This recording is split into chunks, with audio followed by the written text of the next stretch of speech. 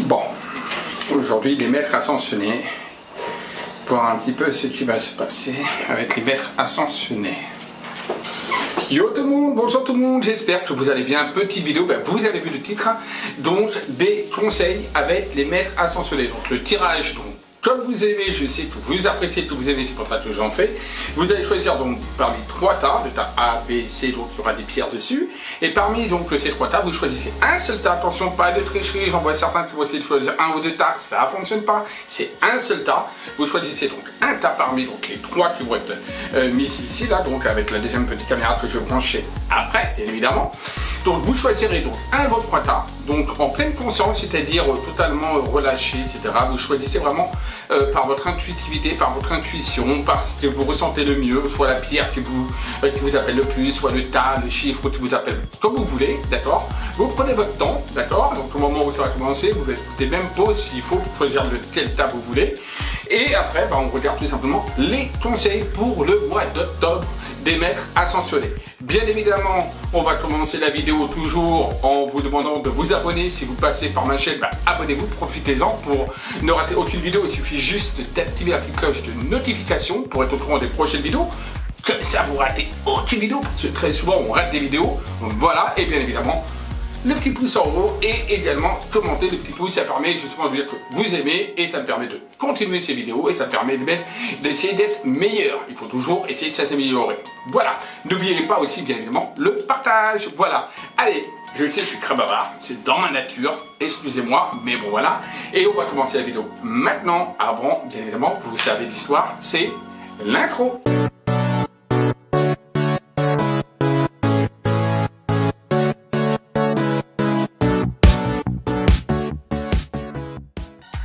Donc on va regarder tout de suite avec les maîtres donc ascensionnés que vous voyez ici même. Donc le jeu des maîtres ascensionnés, j'avais fait une vidéo d'ailleurs sur les maîtres ascensionnés, l'utilisation on va dire également des maîtres ascensionnés au niveau du tirage, au niveau des tirages.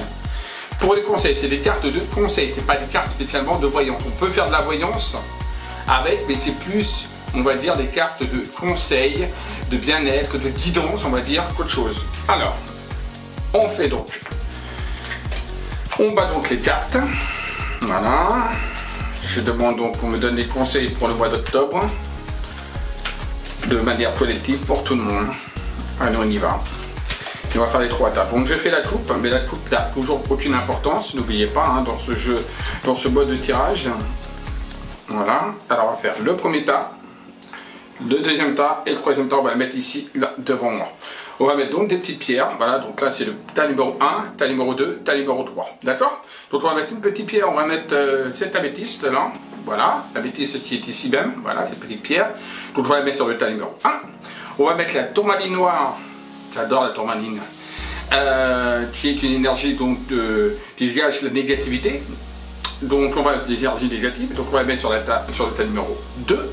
Et on va mettre une petite pierre qu'on appelle la magnétite, pour ceux, donc c'est une pierre des magnétiseurs, excellente pour le magnétisme. Et c'est une pierre également qui est tel un aimant, mais bon, j'en parlerai très certainement plus tard. Sur le tas numéro 3, la magnétite. Voilà. Donc je vous laisse un petit temps de réflexion. Tas numéro 1, améthyste, tas numéro 2, tourmaline noire, tas numéro 3, magnétite. Et vous choisissez tout simplement votre tas. C'est à vous, choisissez votre tas. Voilà. Je pense que vous avez choisi, vous avez pu mettre pause éventuellement, sinon profitez pour mettre pause dès maintenant pour choisir votre tas. On va commencer par le tas numéro 1, le premier, l'améthyste.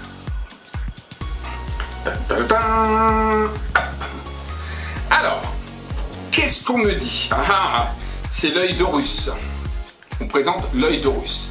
L'œil d'Horus, c'est la vision, c'est la clairvoyance. C'est voir les choses avec perception, avec justesse. C'est-à-dire que la situation que vous vivez actuellement, elle est juste. C'est-à-dire dans le sens que votre ressenti, votre perception de la situation est tout à fait en adéquation avec ce que vous vivez. Donc, comme ça paraît un petit peu compliqué. Ça voudrait dire quoi? Par exemple, on va faire un cas par exemple qui est un petit peu négatif. Si vous sentez que votre relation arrive à terme, que vous sentez que ça ne va plus, si vous sentez des choses négatives par rapport à votre relation, malheureusement, vous êtes dans le vrai, vous êtes dans le juste. Votre perception n'est pas faussée, d'accord? Si vous sentez, au contraire, on va mettre un peu de gaieté, que c'est vraiment la relation qu'il vous faut, que c'est vraiment l'homme ou la femme de votre vie, que c'est quelque chose qui est vraiment très ancré, très profond, votre perception est bonne aussi, et juste aussi. Si vous sentez par exemple que tout va de travers au niveau professionnel ou personnel, malheureusement, vous avez raison. Et si vous sentez que tout est bien, etc., bah, vous avez également raison. En fait, la perception de ce que vous avez de votre vie, personnelle, spirituelle ou autre, quelle qu'elle soit, est juste et valable. Vous avez une bonne clairvoyance également des choses. Si vous sentez par exemple qu'il y a un contrat qui arrive et que c'est le bon, jetez-vous dessus. Ça veut dire que le contrat est bon. Si vous sentez que le contrat est mauvais, ne vous jetez pas dessus. C'est que votre perception est bonne aussi. D'accord? Donc c'est une carte qui est ni positive ni négative, elle est totalement neutre. Ça dépend que de vous. C'est une carte de perception avec l'œil d'Horus, la clairvoyance, le ressenti, l'intuition. Et ce que vous avez dans votre intuition, dans votre intuitivité est bonne. On vous dit également de persévérer, d'accord, dans les choses que vous faites, quelles qu'elles soient. On a la carte de la persévérance, ça veut tout dire, d'accord? Donc, imaginons qu'on vous propose quelque chose, persévérez dessus, parce que vous allez avoir le résultat positif à la fin, d'accord? Si par exemple vous êtes dans une rupture, si par exemple vous êtes dans un procédure de divorce, compliqué, difficile, persévérez. Continuez, car au bout vous avez le tunnel qui s'ouvre et la lumière au bout du tunnel. Donc, on vous demande, pour le mois d'octobre, de persévérer dans ce que vous percevez, dans ce que vous faites, et par rapport à vous-même, même d'un côté personnel comme spirituel. Donc, confiance en vous, la lumière arrive au bout du tunnel. Persévérance, c'est le mot d'ordre qu'on vous demande également pour le mois d'octobre, pour vous qui avez choisi le tas numéro 1, en plus que votre perception de la situation, votre intuitivité, votre clairvoyance est bonne. Et enfin, dernière carte, pour ceux par exemple qui sont en mal d'amour, par exemple, c'est surtout une carte d'amour, on va dire. Là, vous allez trouver pour certaines personnes votre âme sœur, pour par exemple ceux qui sont célibataires, d'accord? Mais attention, ce n'est pas tout du sentimental. Certes, c'est surtout du sentimental, avec la carte des flammes sœurs, mais ça veut dire évidemment peut-être que vous allez trouver, ou peut-être que vous allez rentrer en contact, ou peut-être que vous allez retrouver quelqu'un qui vous est très cher dans votre cœur. D'accord? Donc ça peut être une personne de la famille, on va dire, que vous n'avez pas eu de nouvelles, etc. Ben, vous allez vous retrouver. Il y a une forme de retrouvailles qui se met en place pour vous sur le mois d'octobre. Ça peut être également retrouvailles envers vous-même, votre propre flamme à vous. Vous allez peut-être vous retrouver. Donc il y a peut-être aussi une notion de devoir se retrouver, se recentrer sur soi-même un petit peu. Se replier? Non. Se recentrer? Oui. Deux choses différentes. Le repli, c'est pas bon. Se replier sur soi-même, se mettre en boule, et ça c'est pas bon du tout. Mais se recentrer sur soi-même pour écouter son intérieur et écouter un petit peu ce que dit son âme, ça c'est positif et c'est ce que vous dit cette carte, d'accord? C'est pas un repli sur soi, c'est se centrer. Voilà pour ceux qui ont choisi le tas numéro 1. Nous allons maintenant regarder le tas numéro 2 avec la tourmaline noire. Donc je dépose la carte ici, on va tourner.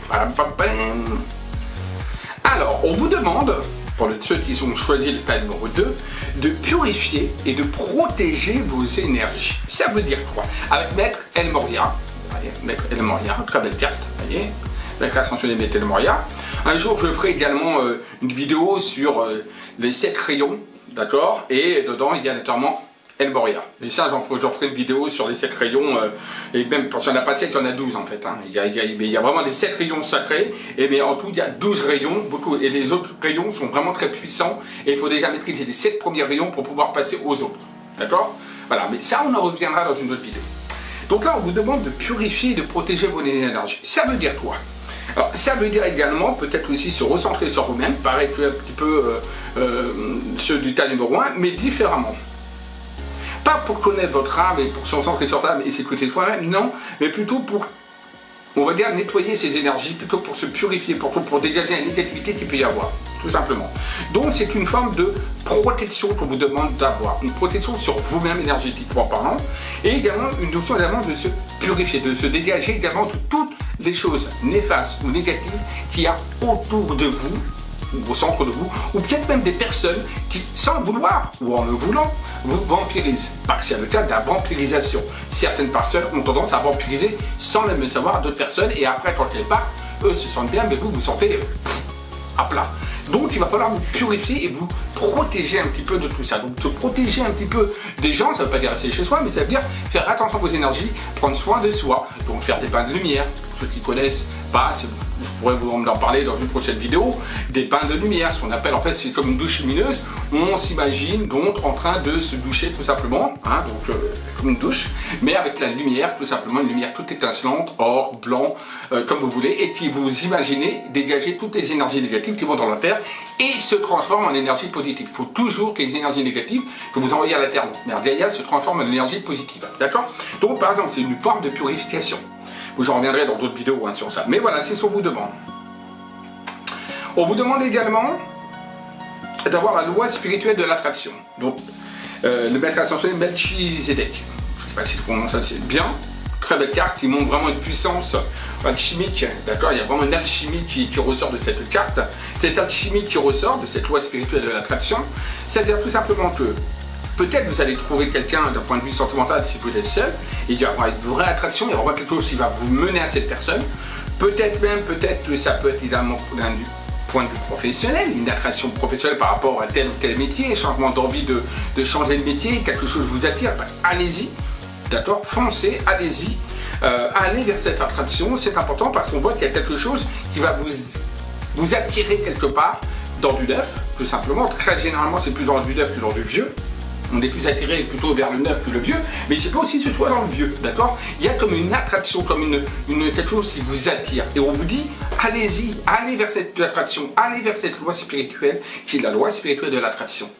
D'accord? Donc ça, c'est ce qu'on vous dit. D'ailleurs, il y a un dodécaèdre un petit peu, la transformation intimiste, qui est quelque chose d'énergétique très puissant. Donc, on montre bien par cette carte d'avancer vers cette attraction quelle qu'elle soit. Ça peut être amoureux, ça peut être sentimental, amical, ça peut être professionnel, ça peut être ésotérique, ça peut être spirituel. Allez-y, allez vers cette attraction, c'est pas pour rien qu'il y a cet attrait. Enfin, on vous demande également de considérer le point de vue de l'autre, d'accord? Avec donc le maître ascensionné Avalokitesvara. Belle carte également, vous voyez, très très lumineuse aussi, avec de belles couleurs, etc. Donc cette carte-là, hein, vous, tout simplement, montre quelque part que vous avez un point de vue, mais les autres ont peut-être un autre point de vue et qu'il faut peut-être considérer le point de vue de l'autre. C'est très simple, hein. Considérez le point de vue de l'autre. L'autre aussi doit vous considérer, l'autre aussi doit considérer votre point de vue. Mais vous aussi, vous devez considérer son point de vue. C'est en fait la loi, on va dire, comme la loi d'attraction, hein, tout simplement. A plus B, on attrait l'un à l'autre, et B plus A, on attrait également à l'autre. C'est-à-dire, tout simplement, on doit essayer de se comprendre les uns des autres. Et c'est ça qui est important, et ce que veut montrer cette carte. Arriver à se comprendre les uns des autres. Peut-être que vous avez des problèmes sentimentaux avec votre compagnon, votre compagne, votre maîtresse, peu importe, votre amant, peu importe, ou votre ami, ou vos enfants, peu importe. Donc vous avez peut-être dans votre tête une idée, mais peut-être que vous n'écoutez peut-être pas assez profondément l'idée de l'autre qui peut ne pas être si bête. Et peut-être que si vous considériez évidemment son mode de pensée, son point de vue, peut-être que vous arriveriez peut-être à comprendre la situation et à la voir d'une autre façon, d'une autre manière. Donc voilà pourquoi on vous demande de considérer le point de vue également de l'autre et pas seulement se centrer sur soi uniquement. Ça, c'est pour ceux qui ont choisi le tas numéro 2. Tas numéro 3, avec la belle pierre de magnétite. Magnétite, pardon, pas magnétique. Magnétite. Avec la pierre magnétite, que je vais mettre là. Hop, je mets là, celle-là, d'ailleurs, je la mets ici. Celle-là, je la mets ici. Voilà. Alors, on tourne. On vous demande, pour ceux qui auront choisi ce tas numéro 3, avec la déesse Kuan-Yin, hein, c'est une maître associée, on l'appelle la déesse, voilà, c'est une déesse, Kuan-Yin, de lâcher prise. Vous voyez, la déesse Kuan-Yin. Donc c'est un personnage qui sort de l'eau, tout simplement, qui surgit, qui sort de l'eau, et qui s'élève. Elle s'élève pourquoi? Elle s'élève parce qu'elle a envie de lâcher prise, elle a envie de prendre de la distance par rapport aux événements. Cette carte-là vous amène à penser à prendre de la distance par rapport à ce que vous vivez, par rapport à votre situation, par rapport aux événements, par rapport tout simplement à votre vie. D'accord? Ça peut être une vie sentimentale très chaotique. Ça peut être une vie sentimentale professionnelle chaotique, amicale, familiale. De lâcher prise, de prendre de la distance, de regarder ça de haut. Voilà, tout simplement, de le regarder de ça de haut et de laisser faire, d'essayer de...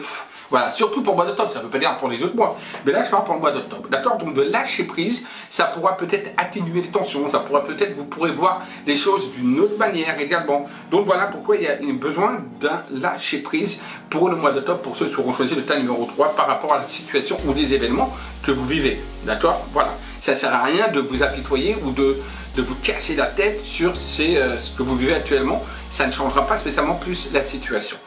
On a après le yoga. Babaji. On vous demande, yoga, vous voyez, donc soit de faire du sport, soit de faire du yoga, voilà, pour pouvoir justement mieux lâcher prise. Ça vous permettra justement, vous voyez, comme quoi les cartes se suivent et c'est pas anodin, vous voyez, ils ont toute une suite tout à fait logique. Donc là, ils vont avec justement la perception et l'attente des conseils. Donc là, on a le yoga, donc il permet, donc c'est le sport, ça permet de lâcher prise sur beaucoup de choses. Donc ça permet également la méditation, la relaxation. On vous demande donc de prendre de recul, peut-être en méditant, d'accord, mais surtout en faisant un sport, pourquoi pas, de détente. Et on dit, oui, donc là on a une belle carte qui est de Ganesh, donc avec la carte oui, qui veut dire qu'à votre question, si vous vous êtes posé des questions, la réponse, d'accord, pour le tas numéro 3 est une réponse positive, quelle que soit la question. Exemple, si ceux qui ont choisi le tas numéro 3, ils se demandent s'ils vont trouver du travail, des conseils pour trouver du travail, etc., c'est oui. Vont-ils trouver quelqu'un? C'est oui. Va-t-il y avoir une réussite? Je ne sais pas. Donc, quoi que ce soit, la réponse à votre question, à vos questions, sera oui sur ce tas-là. D'accord? Voilà, tout simplement, tout bonnement. C'est très simple. Voilà pour le tas numéro 3. Donc voilà les conseils des maîtres ascensionnés donc pour ce mois d'octobre. Je sais que vous aimez bien, donc j'espère que ça vous a aidé, j'espère que ça vous a plu et surtout que ces conseils vont porter des fruits. Donc n'hésitez pas à me commenter, à me dire quel tas vous avez pris. N'oubliez pas à me dire également les retombées des autres vidéos donc, de conseils que j'ai eu et de voyances collectives qu'on a fait par le tirage, donc les tas, donc le choix. N'hésitez surtout pas à me commenter ça et à me parler. Je regarde tous vos commentaires. Moi j'essaie de regarder tous vos commentaires. J'essaie de répondre à certains, j'essaie de répondre à tout le monde, mais c'est pas évident, bien évidemment. Il y a quand même pas mal de monde. D'ailleurs, je vous remercie d'être présent sur cette chaîne. Merci à vous. On va faire encore plein de choses. Après, d'ici quelques temps, je vais pouvoir faire des cadeaux. Je vais offrir des cadeaux, on va faire des concours. Il y aura certaines choses sympatoches. Donc voilà. Mais ça, je vous en dirai tout ça tout au long de l'année. Donc voilà. Donc j'espère que... Bon, je me perds carrément. Moi, je ne sais même plus de quoi j'étais en train de parler. Bref, voilà. J'espère que ces petits conseils des maîtres ascensionnés vous auront plu et que surtout, ça vous aura un petit peu aiguillé sur quoi faire, comment réagir, comment fonctionner et comment ne pas trop se prendre la tête pour le mois d'octobre. C'est le plus important. Allez, je vous dis à tous, bye bye, ciao, arrivederci, hasta luego, besos. Allez, au revoir tout le monde.